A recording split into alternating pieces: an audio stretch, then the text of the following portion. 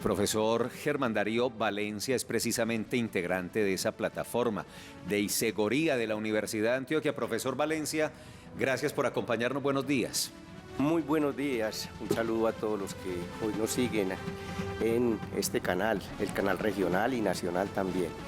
Muchas gracias por la invitación que nos hacen a presentar Isegoría públicamente y también por hablar sobre estos temas que son tan importantes para el país como los diálogos de negociación con el ELN. Muchas En gracias. su momento, aquí en Consejo de Redacción hicimos un presentamiento de la plataforma y de los objetivos, pero creo que por supuesto por contexto es muy válido recordarle a nuestras audiencias esta mañana esa plataforma Isegoría, ¿qué es y sobre todo para qué es? La Universidad de Antioquia, comprometida con la paz, ha dicho a 3 unidades, el Instituto de Estudios Políticos, la Facultad de Derecho y Ciencias Políticas y la Unidad Especial de Paz, que por qué no hacen una iniciativa para hacer seguimiento a este proceso de paz, con la última guerrilla del hemisferio occidental y además con la más antigua casi del mundo. Es necesario presionar desde la academia, como parte de la sociedad civil, para que estos diálogos continúen, para que por fin se movilicen esas organizaciones que están en armas. Creo que es necesario construir la paz y creo que es necesario desde múltiples lugares, como lo hacemos desde acá, desde los medios de comunicación, para que construyamos ese bien público tan importante. En coyunturas especiales, cuando procesos de este tipo entran en crisis, siempre acudimos al coronel en retiro Carlos Javier Soler, quien esta mañana también nos acompaña. Recordemos que él, además de ser integrante de las fuerzas militares retirado, pues fue un hombre que asesoró la comisión negociadora en La Habana en su momento, en los diálogos entre el gobierno nacional y la guerrilla de las FARC. Coronel Soler, coronel en retiro, gracias por acompañarnos y buenos días. Buenos días, un placer especial saludarlo a usted, a toda la audiencia, al profesor. Muy importante ese tema de seguimiento y pues dispuesto aquí a dialogar sobre el tema del Ejército de Liberación Nacional, el cese al fuego, las aspiraciones que tiene el pueblo colombiano frente al tema, la necesidad de la construcción de paz y también unas líneas rojas que hay marcadas para el proceso y que fueron marcadas desde hace 5 años que estuvimos dialogando tanto en Ecuador como en Cuba con el Ejército de Liberación Nacional. Yo hice parte de la comisión de trabajo con las mesas tanto en Cuba como Ecuador, ya como negociador. Muchas gracias por la oportunidad de acompañarlos y debatir sobre este tema. ¿Qué dicen esas líneas rojas precisamente de este ataque en el Catatumbo? Esta situación, con 9 integrantes del ejército fallecidos, entre ellos 2 suboficiales, ¿sería un motivo suficiente para suspender el acercamiento y el diálogo, coronel? Ya no son dos suboficiales, también es el oficial. El teniente falleció a las 5 de la tarde el día de ayer, producto de las heridas de estas ramplas, que son artefactos explosivos improvisados, prohibidos y proscritos por el derecho internacional humanitario, por no tener aparatos de puntería, lo que se utilizó allí. Yo lo que estoy viendo es una división dentro del Ejército de Liberación Nacional que se presentó anteriormente. Hay que decirlo, antes uno por prudencia no hablaba de este tema. La gente que representa a Pablito, muy fuerte en el ELN, muy fuerte por una disidencia que armó del proceso, se rebeló contra el Comando Central y la DINAL. Y por eso Pablito solito va y arma la bomba contra la escuela de la Policía General Santander. Y luego el Comando Central se vio así, lo vimos así con los ojos abiertos ahí sentados en La Habana porque no sabían del tema. Les tocó decir que sí sabían para no demostrar la fractura que existía dentro del ELN. Hoy no es solo Pablito, hoy tenemos a Marta, la abuela, comandante del Frente Suroccidental, del Magdalena Medio, una persona muy pragmática, pero también muy guerrera. Y lo que estamos viendo con preocupación es que se está imponiendo la parte militar sobre la parte ideológica del ELN. Estamos viendo una imposición de la parte militar sobre la parte ideológica, que fue un poco lo que pasó en las FARC con el Mono Jojoy. No quería el proceso de paz. Y aquí estamos viendo ya no una, sino 2 disidencias que van a tratar de reventar el proceso de paz porque no les conviene, porque por primera vez, ojo el tema, hace 2 años, por primera vez, el Departamento de Estado y el Departamento de Justicia de Estados Unidos saca 240 órdenes de captura por narcotráfico contra el ELN. Esto no se había visto, porque si en algo se cuidaba el Ejército de Liberación Nacional era en mostrar el tema ideológico muy fuerte, muy pragmático, el trabajo de base, el trabajo comunitario y realmente una ideología muy fuerte, y no les gustaba para nada que fueran tachados de narcotraficante y lo tenían totalmente proscrito. 240 órdenes de captura ahí muestran que el grupo de Pablito y el grupo del Magdalena Medio empezó a lucrarse del narcotráfico y desafortunadamente los corrompió, los dañó, y hoy no tienen ganas de participar muy fuerte en el proceso porque se les daña el tema del narcotráfico, grandes cantidades de dólares, sobre todo en la franja del Chocó, el Magdalena Medio, el Bajo Cauca. Ese es un pedazo, y Catatumbo, norte de Santander, muy delicado por la frontera con Venezuela. Líneas rojas pueden haber varias, pero quisiera también dar la palabra al profesor, al académico invitado, porque es importante pues que hablemos del tema. Quiero decirle que yo soy constructor de paz y con una maestría en construcción de paz, pero no puedo dejar de lado también mirar la población civil, cómo se está empezando a sentir frente a estos temas, y por eso trato de equilibrar el tema diciendo que la necesidad de la construcción de paz es necesaria y que el modelo se hizo basado en construir dentro del conflicto. Muy delicado esto, pero eso lo pactaron entre las dos partes. Entonces allí estos hechos, aunque nos duelen mucho y no muestran construcción de paz, también ese fue el modelo sobre el que está trabajando la mesa. Gracias. Como dice el coronel, profesor, este proceso, pues ahí vemos una de las diferencias con el proceso con las FARC. Empezó mal, iba mal, ¿y cuál es la alternativa que tiene ahora el gobierno?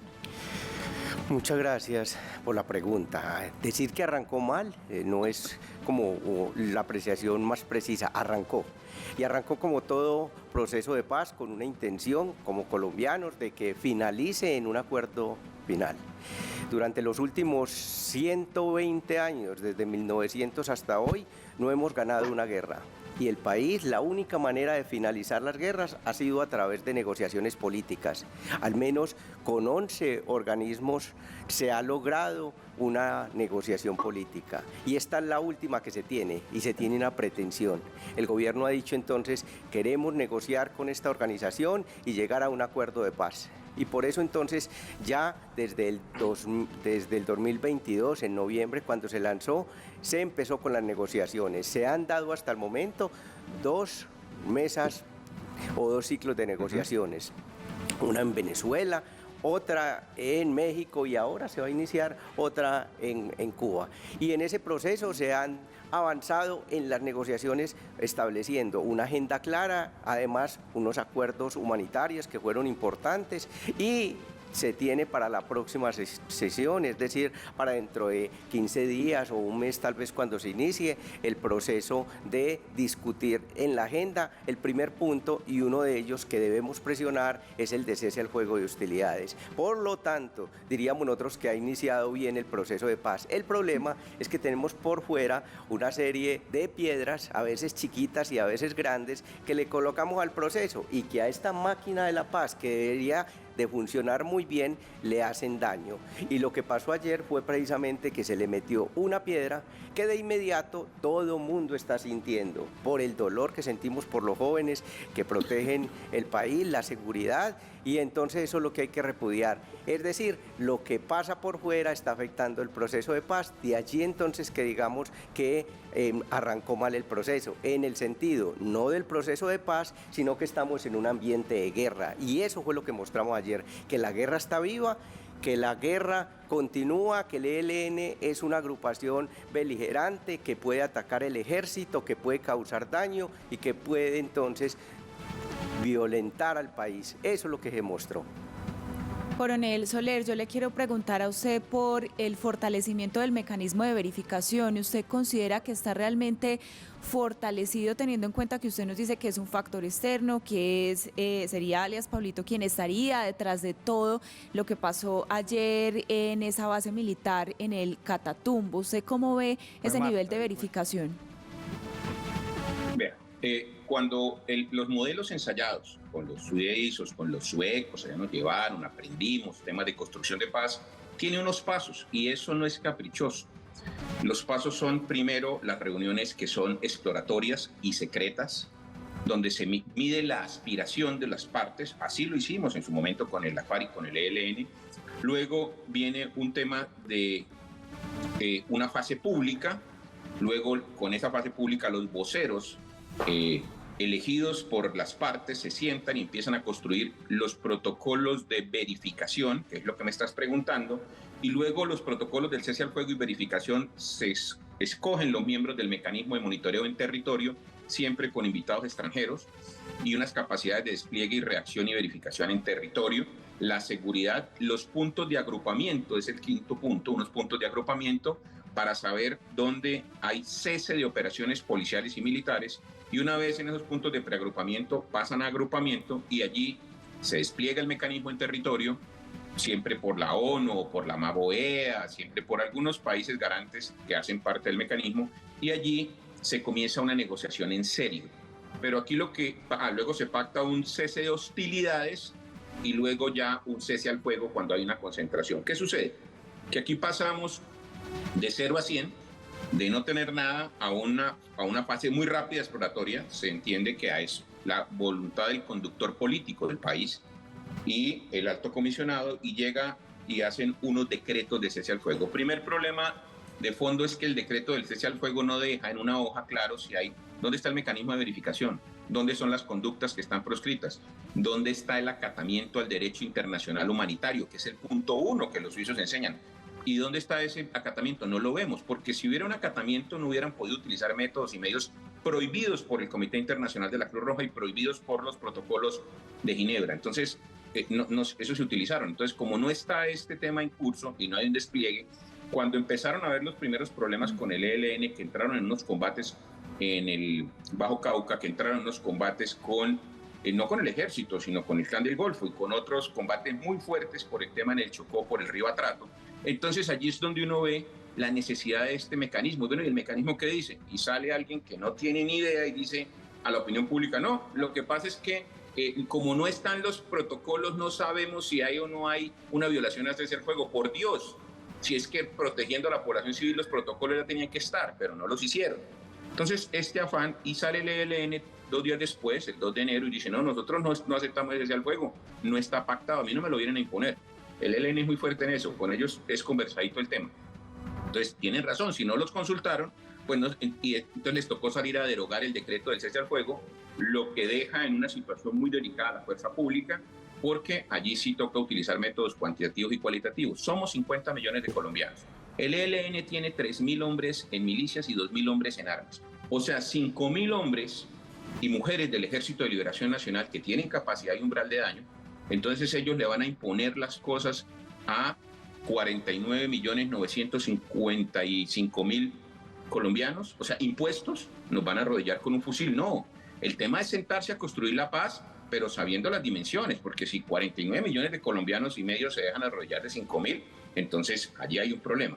Y en cuanto al tema de que no se ha ganado ninguna guerra, yo recuerdo que las guerras se ganan de la siguiente manera. Nunca, en ninguna parte, ni en la Primera ni Segunda Guerra Mundial, ni ninguno de los procesos estudiados, 14 procesos de justicia transicional, la guerra se ha ganado aniquilando al 100% del otro.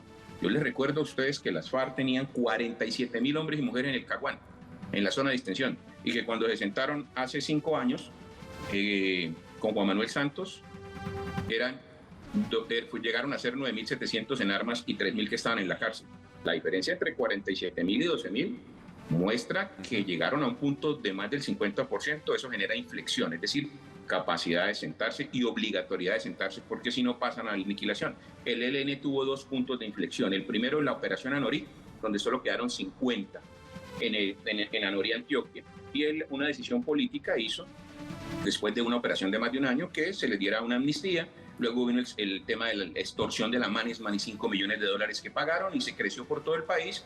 Y la segunda punto de inflexión fue después del kilómetro 18 y La María, que se les persiguió hasta el Naya, y quedando 14, solo 14 del ELN, se les dio una amnistía por parte del conductor político, lo que hizo que esta manga franciscana volviera a crecer el ELN hacia el Cauca, volviera a crecer el ELN en el Valle y volviera a crecer el ELN hacia el Chocó. Todo esto es voluntades políticas que han habido de llegar a una negociación, que las reivindicaciones, cuando se mira la página desde abajo del ELN o el Barcino, sus reivindicaciones y sus argumentos filosóficos, sociológicos, políticos e históricos tienen fundamento, o sea, realmente esas reclamaciones sociales tienen fundamento. Lo que estamos proscribiendo son los métodos que están utilizando. Gracias. Última pregunta, Juan. Es que yo quedo como loco, pues, o sea, realmente yo me quedo como majareta, pues, normal con la cara que tengo, pero tengo un invitado que dice que todo va bien. Usted dice, no, bien, es normal, y otro invitado que dice, no, esto es muy difícil. Aquí, que lo que es cierto es que el gobierno, profesor, usted dice que va bien, pero empezó mal, y lo acaba de decir el invitado, el coronel retirado. Y empezó mal porque el gobierno por decreto dijo que no, que había un cese bilateral, y a los 2 días el ELN dijo que no. La pregunta es muy sencilla. ¿Qué hacer entonces? A eso los invitamos. Díganos qué hacer, porque estamos como locos todos los colombianos. Tenemos unos señores sentados firmando la paz, conversando, como dice el coronel, que va a ser a muy largo plazo, coronel, según lo entiendo. Esto es lento, con disidencias allí, con unos allí, que aquí unos están aquí sentados y otros haciendo lo que les da la gana en el territorio. Y nosotros, que somos sociedad civil, estamos absolutamente expectantes. ¿Qué va a pasar? ¿Qué decirle a la gente? Esto es largo, esto hay que esperar, hay que tragarnos más sapos de estos, vendrán más muertos, más voladuras, y nosotros callados. ¿Qué hay que hacer? Pues tenemos una situación muy dolorosa en el país en estos momentos, con una guerra que nos muestra que está viva y necesitamos acabarla. Una de las maneras de terminarla es a través de procesos de paz, y esa es la apuesta que se está trabajando en estos momentos. La idea que se tiene entonces es presionar, y ahora creo que con más fuerza, al ELN, para que en esta reunión que se va a hacer el próximo lunes, Firmen el cese. pues digan, no firmen el cese, porque lo que hay que hacer es negociar y llevar al espacio donde se tiene, que es la mesa de negociaciones. Lo que tenemos que presionar es para que arranquen rápido, no dejemos esto para dentro de un mes o un mes y medio, sino dentro de 8 o 15 días después de Semana Santa se sienten en Cuba, hablen sobre esto, coloquen este punto como punto de partida, no se pongan a hablar de la participación de la sociedad civil, no se pongan a hablar de otros temas, sino que este sea el central, que ese sea el juego de utilidades, sea el primer punto, y hasta que no finalicen eso, no paren, porque necesitamos eso para poder establecer el escenario para una negociación más tranquila, para poder que la sociedad participe, y además para que el ELN no se siga haciendo harakiri, es decir, no se siga autosaboteando, porque lo está haciendo, y lo está haciendo en una triple dimensión, atacando una mano que le está diciendo queremos negociar, ¿sí? Que es muy importante, colocándole en voz de otros la crítica al proceso de paz y que no quieren negociar, porque eso fue lo que hicieron. Se comportaron un poco como niños rebeldes que quebraron el plato y llamaron la atención, y que en estos medios de comunicación, y hoy la sociedad civil está diciendo, y los medios de comunicación, sobre el problema que tenemos en estos momentos. Están llamando la atención sobre de la peor manera, y además es necesario que el ELN le apueste a esta empresa como se le está dando la oportunidad. Profesor Valencia, coronel Soler, gracias por ayudarnos a desarrollar este tema esta mañana en Consejo de Redacción.